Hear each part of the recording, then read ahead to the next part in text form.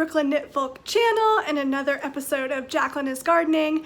My name is Jaclyn. You can find me on Instagram as @JaclynSalem. This is my May garden video and I hope you enjoy. This has been such an amazing month for my garden and I cannot wait to share it with you. So many things growing right now. I'm so glad I started this garden this year. I'm just so thrilled with it. So as you'll see, my propagation station is pretty much empty and everything is planted out into the garden now. So let's take a look for the month of May and I hope you guys have a really good day. So these are all my leftover plants. These are the leftover tomatoes right here and the leftover chilies right there and up there. Everything else has been moved to the garden and I've already found a friend who wants to take all of these, so that's amazing.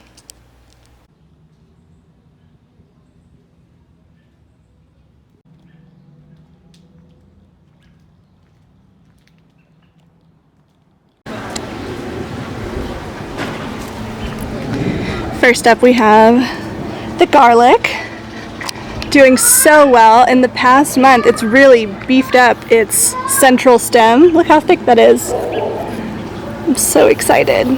There was another row planted right here along the very edge, but I'm thinking that I might have planted that one a little too deep. So I'm sure, I don't know if they maybe rotted away or maybe I only did 2. I don't know, but I'm pretty sure I did 3 rows and I don't think this one came up. So I'm gonna plant some other things like some cosmos. I planted like 1 cosmos right here and maybe some zinnias in the back over there. We'll see, something for pollinator plants or companion plants. Next up, we have the Cylindra beets. These are a tube shape variety. I think it'll make it easy for cutting and pickling them. I also just love to eat beets with Indian food, so I'm really excited. But these leaves have really grown over the past month. May has been so exciting for my garden. And these ones, which were looking a little bit poorly last time, have really made a comeback, so I'm not as concerned about them now. But these ones back here, oh my gosh, they look so good. Next up we have the onions. I have multi-sown these onions according to the Charles Dowding method. I have 3 different varieties. I have in the back the Florence onion. It's a torpedo shaped red onion. Then I have the red globe onion right here. It's a medium size round red onion. And then these 3 in the front are the yellow of Parma onions. All of these are from Baker Creek. And then this row here are all yellow onions that I planted out last time. These ones are kind of just barely a sprig. These have taken off back here, but I'm sure these 2 will bounce back eventually. They're still green and alive, but not doing quite as well as these ones here. So these ones were sown, I would say, a month after I sowed these. So that's the difference here. The carrots, I'm so excited. You guys watched me direct sow these 2 videos ago, and look how much they have grown. I have 2 varieties. I have the, let's see, a carrot black nebula, and then I have the cosmic purple variety. Both of them are a reddish purple carrot. So these are ones I can't really find in the grocery stores easily, so I'm really excited to try those. And just look at these frothy, beautiful leaves.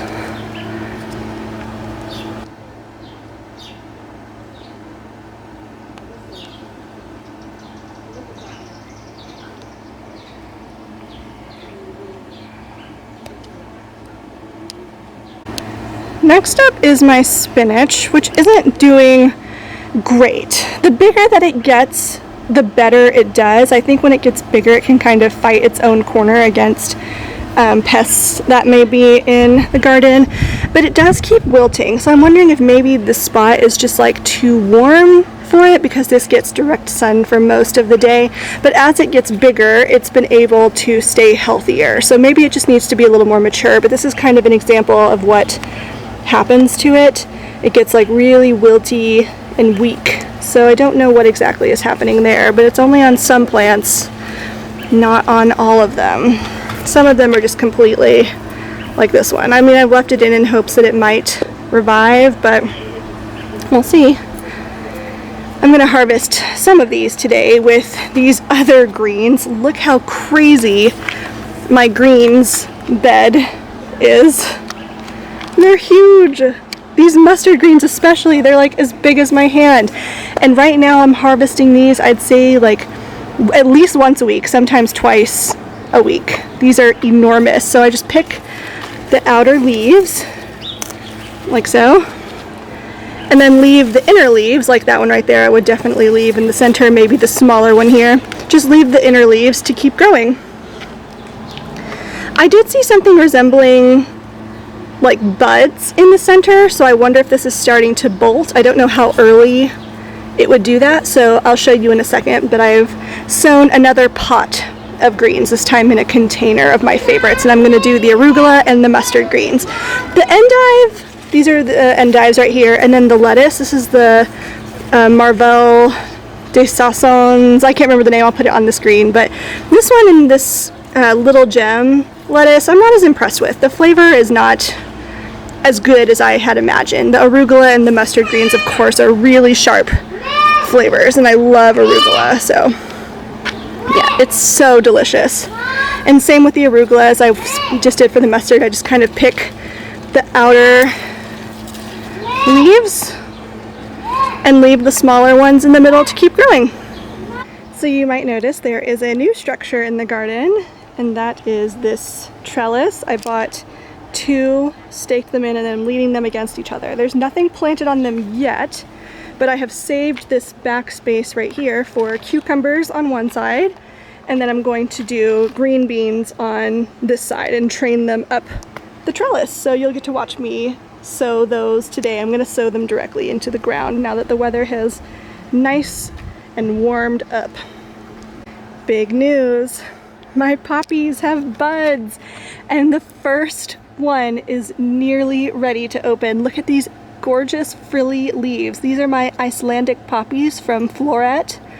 I grew these from seed. I'm so proud of them. They are considered an advanced flower for the attention that they need, but so far I've been really successful in the ones that I've been able to grow. So there's another one right there.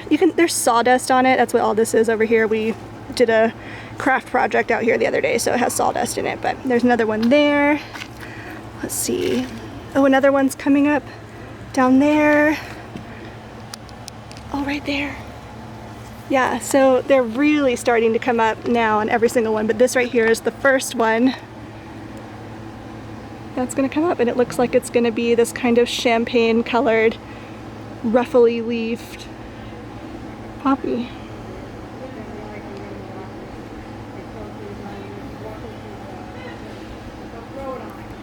Poppies do not last long as a cut flower at all, so I'm just going to enjoy them for what they are in the garden. Probably will not cut them. I may cut a couple of them later on to hurry up and take home and photograph just for my Instagram feed, but most of these will just be enjoyed in the garden. So yeah, this right here is all Icelandic poppies, and then behind it I have planted some dahlias. So I've spaced these about 22 centimeters apart. I have 4 different varieties here. The Cafe au lait in the front, which I swear this thing grows several inches every day right now. I just planted them directly into the ground. I planted all of my tubers directly into the ground because I didn't have space to start them indoors, and it has been absolutely fine. As you can see, they are loving it out here. So once they get to be about 8 inches tall or so, I will pinch them out, and that will encourage branching instead of one central broomstick heavy branch, and I will get more flowers this way, and also a bushier plant that can stand up more easily. So this is Cafe au lait, a gorgeous kind of blush and white variety. This one is Bistro. It's like a very lavender pale purple color. Back here we have Sweet Natalie. That's another blush colored dahlia. And then this one is Yvonne. It's an apricot color. This year I purchased my dahlias from a website called Leafari, and also from Summer Dreams Farm.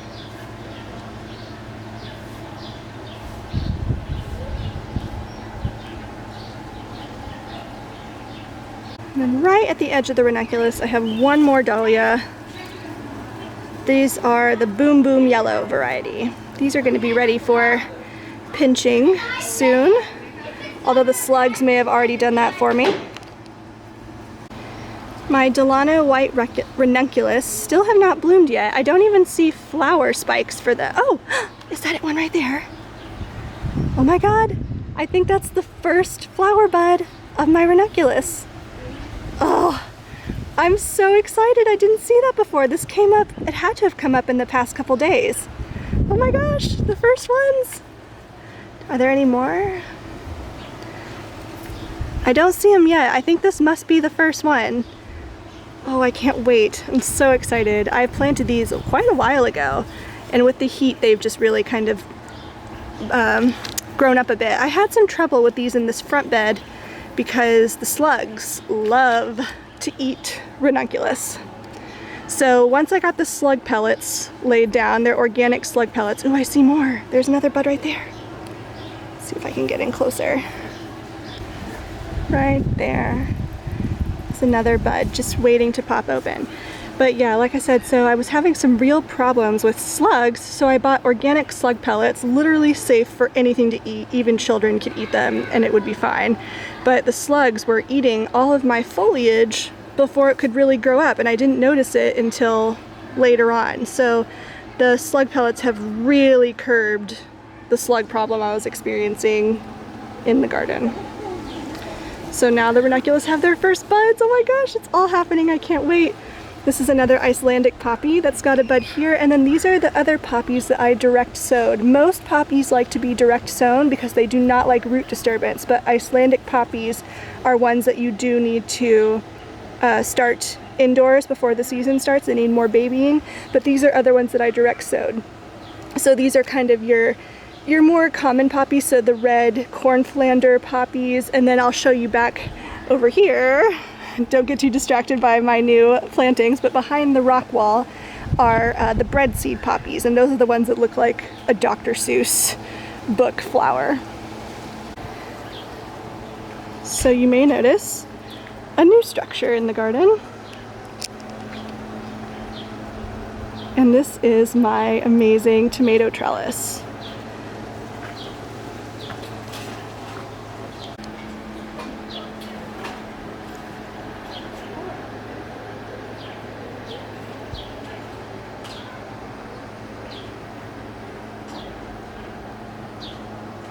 So this is my fancy new tomato trellis. We made it out of copper pipe that we bought at Home Depot, and Andrew soldered the pieces together to create this kind of rectangular trellis. And the way it works is that you take garden twine and tie a string to a stake that in the ground, and then the tomatoes can be tied to the twine that run up to the top of the trellis. Here's a closer look. So you can see the stake in the ground there. Most of them are buried. I think that's the only one that didn't get buried, but we buried the stake in the ground with the string attached to it, and then the string gets tied up to the top of the trellis. It's about 8 feet tall because these can get quite tall. In fact, if we let them go up to 11 feet, they probably would, because the tomatoes are indeterminate varieties.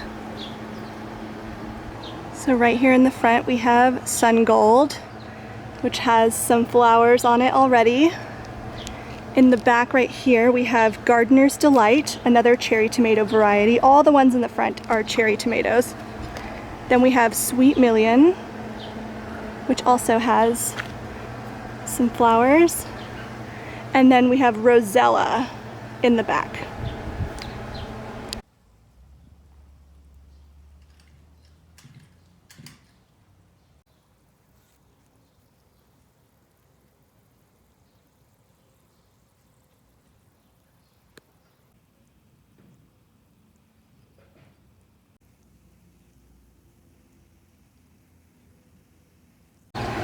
These plants were so tall already when I planted them in the ground, and I wanted to make sure that they had a really strong root system. Tomatoes are one of the only plants that can grow roots directly from their stems when you plant them into the ground. it senses that it's amongst dirt, and it will start putting out roots if you plant it that deep. So if I wanted to, I could pull off these branches on the bottom and plant it even deeper, which is exactly what I did when I planted it. So I pulled off the lowest 2 branches on each one and then planted it really deeply so that the root system would keep it nice and secure. Some of these branches, like that one right there, is a little low for my liking. I don't really want foliage touching the ground. Tomatoes are susceptible to a disease called blight, and that's pushed from water up into the foliage. So it can be more susceptible to blight if they're in conditions that are extremely humid, and it spreads from plant to plant as well. And then my other 2 tomatoes, we have regular slicing tomatoes. This is German Johnson right here. It's my mom's favorite tomato plant, so I had to grow it. And then right here we have German Granny Cantrell. That one is not doing so hot, to be honest. It wasn't doing great in the seedling stage either. You can see there's like a bit of leaf curl and yellowing happening on the bottom leaves. I'm not exactly sure why it was doing that in the pot as well when I had them indoors, but the top foliage seems to be okay, so I've left that on for now. I might pull that off later. If you have any ideas, do let me know. And then my chili peppers have been planted. I did a bad thing. I didn't harden the chili plants off before I planted them. I just put them directly into the ground, and I did this, I don't know, maybe a week or so ago now, but they really don't seem to mind. I think because it's been so hot here already. It's kind of how it gets in New York. It's like one day it's freezing and then the next day you're like sweating and need no layers whatsoever. So they seem to be doing fine. We've had some flower drop off of the buds, but other than that, they appear to be doing okay. I have 9 different chili plants. I have ahi pineapple, a big like regular red pepper, paprika pepper, cubanelle, sugar rush peach, cayenne, lemon drop, scotch bonnet, and peter pepper. So I'm excited about those. They appear to be thriving, loving their conditions. And then here where the bread seed poppies are, over here.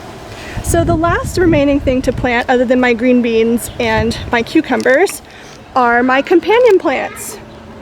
Companion plants are a type of plant that kind of help each other, as the word would suggest. It is a companion for certain types of plants. So each plant has something that would be a good companion for it to go with, and these are some of the ones that would be good for peppers and tomatoes. So I'm planning on putting things like marigold, like a marigold right in the center there, another marigold over here. Cosmos are also good companion plants, and then these are the pollinator friendly dahlias, like the single petal, not the big ruffly ones, and these get quite big, so I haven't quite decided where I'm going to put these yet, but these are going to be all my companion plants. And these are French marigolds that were given to me by a friend, and I just love the colors on these. They start off like crimson and then kind of blossom into this orange yellow delight.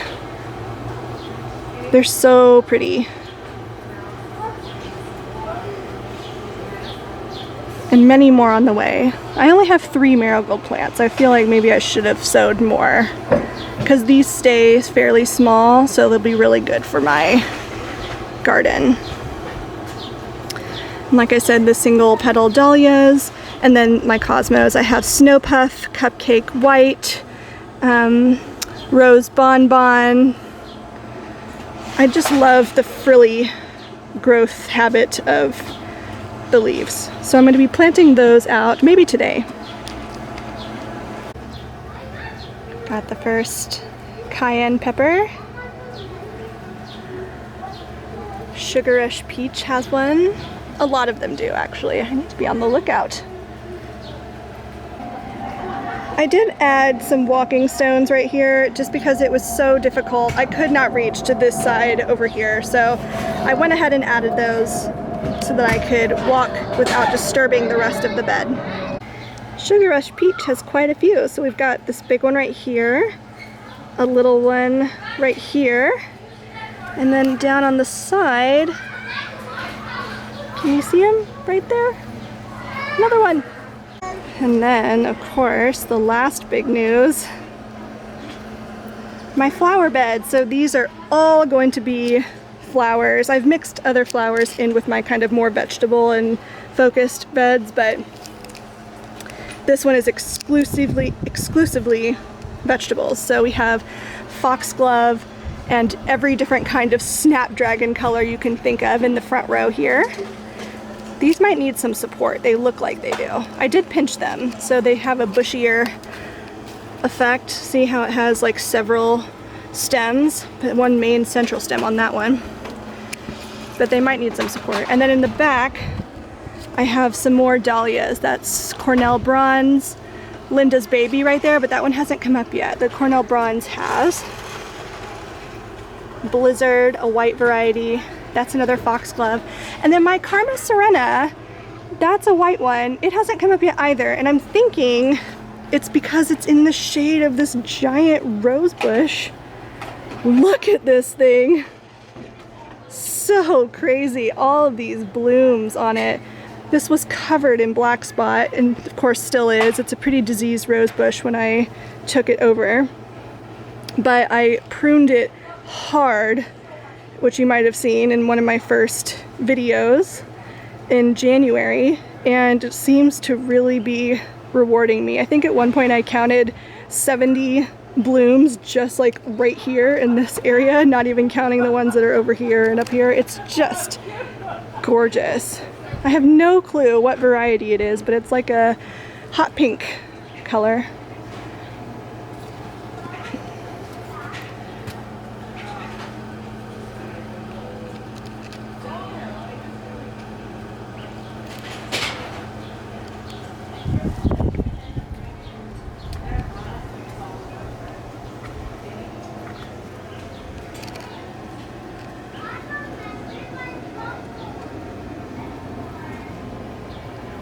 Isn't it just fantastic? So over here on my deck planters, we have 2 more window boxes full of ranunculus, but I don't see any buds on these ones yet. They're looking great green though. And look at my sweet peas, holy moly. These are easily growing several inches a day. I need to tie them up again. I just did, but now that the weather's warmed up, these things are going to be climbing to the tippy top of this pyramid trellis and then hopefully start flowering once they do. But they're looking so good. These are the Charlie's Angel variety. It's like a periwinkle light blue purple color. This is my new container of salad with all of my favorite greens mixed into one pot. I planted some echinacea in here. It was a couple weeks ago now, and I still haven't seen any movement on that yet, so I don't know if they're going to grow or not. And then my second box of ranunculus.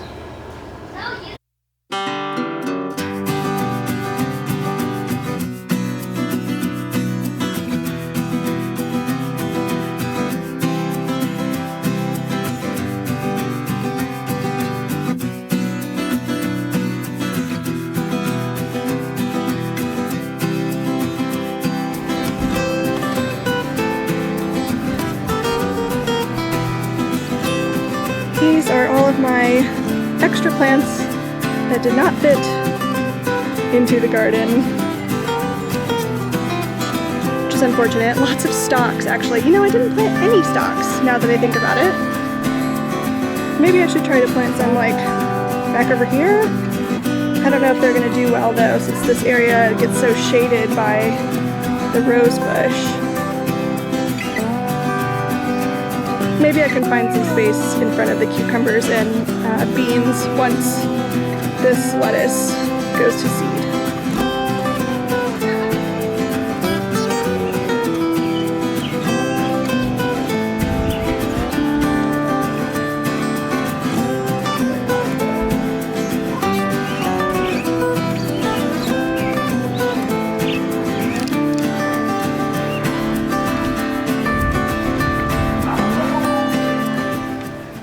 The idea with this kind kind of V-shaped trellis is that when the cucumbers and the beans grow up it, that the fruit will kind of drop down to this side of it and make it much easier to harvest it. Vertical trellises are great if you have only a small space to work with, like I do.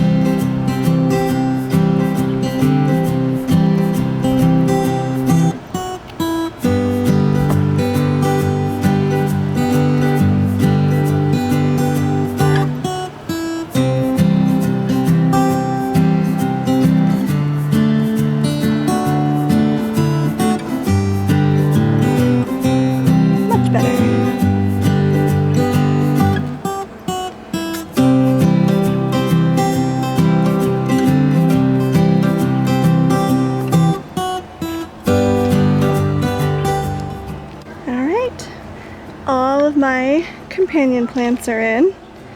I've got some marigolds here, cosmos right beyond the rock wall there. Like I mentioned before, these are poppies right here, but I've planted some cosmos and some of the pollinator style like wildflower dahlias here for when the poppies go over, then they should come up afterwards. I have just a few extra, but I feel like I'm already pushing it in terms of plant spacing here, so I'm gonna hold on to those a little bit longer until it kind of becomes clear what's gonna go over first. I feel like I'm gonna have this whole space right here whenever the Icelandic poppies are finished, so I'll have some space to put something right there. But for now, I think I'm gonna leave it as is, and everything that needs to be planted is planted. I have marked off all of my beans.